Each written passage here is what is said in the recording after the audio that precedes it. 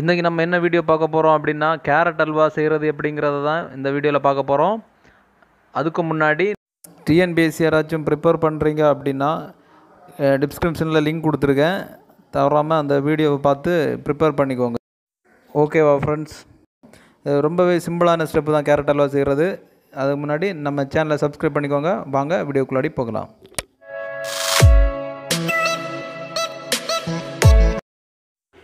நான் ஒரு 4 கேரட் எடுத்துருக்கேன்.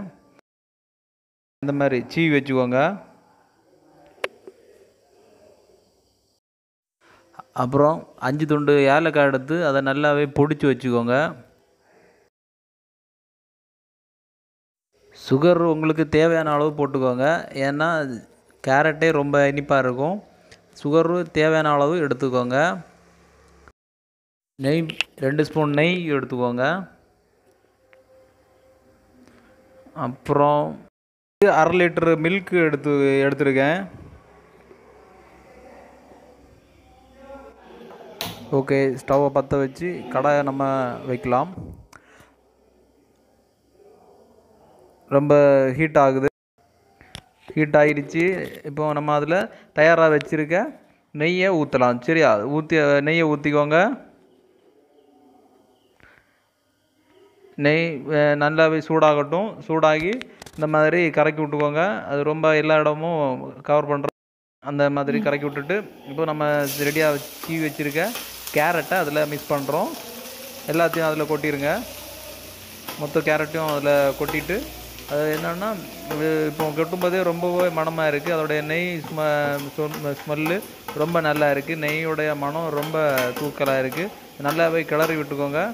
மொத்தமாக அந்த நெய்யானது எல்லா இடத்துலையும் படுற மாதிரி மொத்தமாக கிளறி விட்டுக்கோங்க. இது ரொம்பவே சிம்பிளான ஸ்டெப்பு தான்.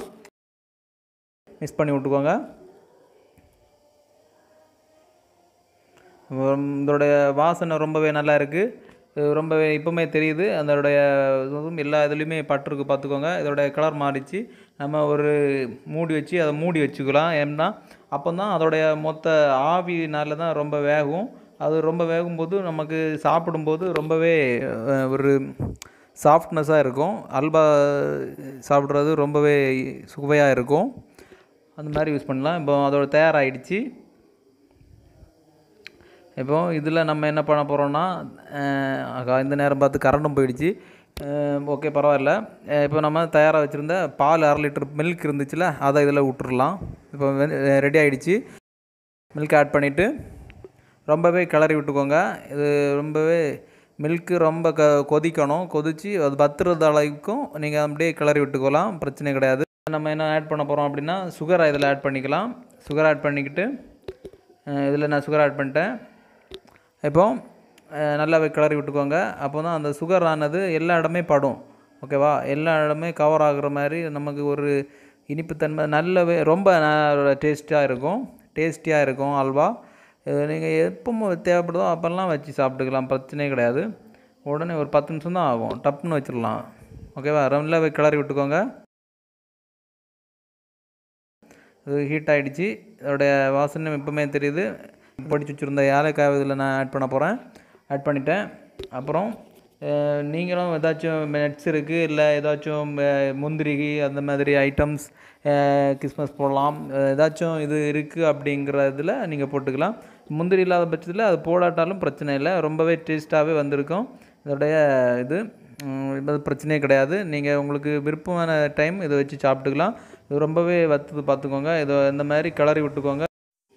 பால் வத்துறது வரைக்கும் நல்லாவே கிளறி விட்டுக்கோங்க. அவ்வளோதான், டேஸ்டியான கேரட் அல்வா ரெடி. அவ்வளோதான் ஃப்ரெண்ட்ஸ். ரொம்பவே சிம்பிளான ஸ்டெப்பு தான் ஃப்ரெண்ட்ஸ். வீட்டில் ட்ரை பண்ணி பாருங்கள். ட்ரை பண்ணி பார்த்துட்டு கமெண்டில் சொல்லுங்கள். ஓகேவா? Carrot halwa ready. பார்த்தீங்களா? ரொம்பவே ஈஸியான ஸ்டெப் தான். டக்குன்னு முடிஞ்சிருச்சு. ஒரு 5 நிமிஷம் தான் கூட ஆகாது. நீங்கள் நினச்ச நேரத்தில் உங்களுக்கு கேரட் அல்வா சாப்பிடணும் அப்படின்னா உடனே செஞ்சு சாப்பிடலாம். இன்னொரு டேஸ்டான ஸ்நாக்ஸில் சந்திப்போம். Bye friends.